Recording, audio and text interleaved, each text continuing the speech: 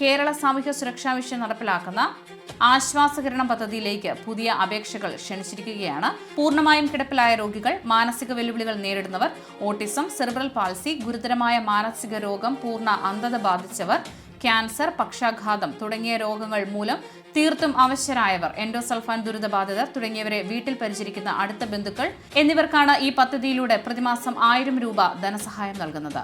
നിലവിൽ ലഭിച്ചുകൊണ്ടിരിക്കുന്ന മറ്റ് ക്ഷേമ പെൻഷനുകൾക്ക് പുറമെയാണ് ഈ ധനസഹായം ലഭിക്കുക.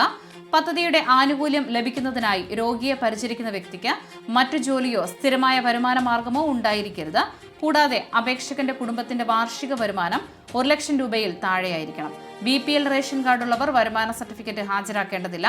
എന്നാൽ APL വിഭാഗത്തിൽപ്പെട്ടവർ വില്ലേജ് ഓഫീസിൽ നിന്നുള്ള വരുമാന സർട്ടിഫിക്കറ്റ് സമർപ്പിക്കണം. രോഗിക്ക് മറ്റ് സർക്കാർ ഏജൻസികളിൽ നിന്നും സമാനമായ പരിചരണ ധനസഹായം ലഭിക്കുന്നുണ്ടാകരുത്. എന്നാൽ രോഗിക്ക് ലഭിക്കുന്ന വികലാംഗ പെൻഷനോ വാർദ്ധക്യകാല പെൻഷനോ ഈ സഹായം ലഭിക്കുന്നതിന് തടസ്സമാകില്ല. പദ്ധതിയിലൂടെയുള്ള ധനസഹായം രോഗിയുടെ ബാങ്ക് അക്കൗണ്ടിലേക്കല്ല, മറിച്ച് രോഗിയെ പരിചരിക്കുന്ന വ്യക്തിയുടെ ബാങ്ക് അക്കൗണ്ടിലേക്കാണ് നൽകുന്നത്.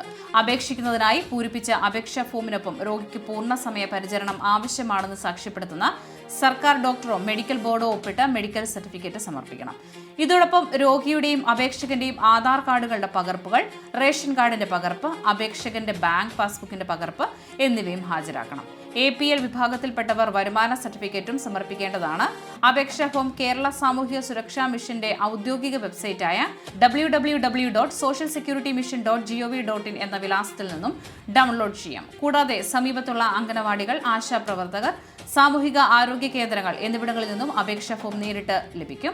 പൂരിപ്പിച്ച അപേക്ഷയും ആവശ്യമായ രേഖകളും ബന്ധപ്പെട്ട ശിശുവികസന പദ്ധതി ഓഫീസർക്ക്, അതായത് CDPOയ്ക്ക് നേരിട്ടോ അപേക്ഷാ ഫോം ലഭിച്ച അംഗനവാടി വഴിയോ സമർപ്പിക്കാവുന്നതാണ്.